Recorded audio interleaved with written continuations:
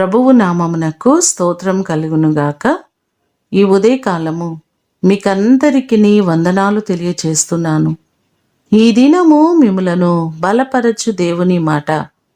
మీ హృదయములను కలవరపడనీయకుడి.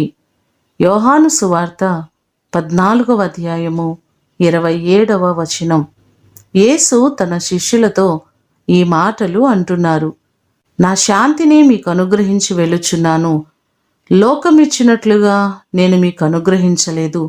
మీ హృదయమును కలవరపడనీయకుడి, వెరవనీయకుడి అనే మాటలు మనకు కనబడుతున్నాయి. చాలాసార్లు మనము కలవరం చెందుతున్నాం, ఆలోచిస్తున్నాం, ఏమీ తోచక దిక్కుతోచని పరిస్థితులను నలిగిపోతున్నాం. మీకున్నటువంటి కలవరములన్నిటి నుండి ఆయన మిమ్మల్ని విడిపించి నెమ్మదిని కలుగు చేయునుగాక. ప్రార్థన చేసుకుందాం.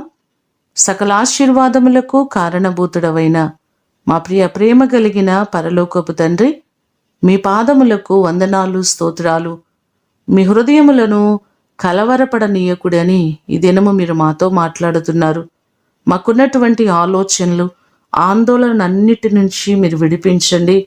ఈ దినమంతా కూడా నీ కృపా సమాధానములు మాకందరికీ మీరు కలుగ చేయండి. మా ప్రియులెల్లరినీ నీ హస్తాలకు అప్పగిస్తున్నాం. వారు ఏ సమస్యల్లో, ఏ ఇబ్బందులలో నలిగిపోచున్నారో వారి సమస్యలన్నిటి నుంచి విడిపించి మీరు వారి పక్షమై ఉండి వారిని మీరు ధైర్యపరచండి. నీ కృపా సమాధానములు ఈ దినమంతా కూడా మీరు కలుగ చేయమని యేసు అతి శ్రేష్టమైన నామమున అడిగి వేడుకొని పొందియున్నాము తండ్రి. ఆమేన్. దేవుడు మిమ్ములను దీవించునుగాక.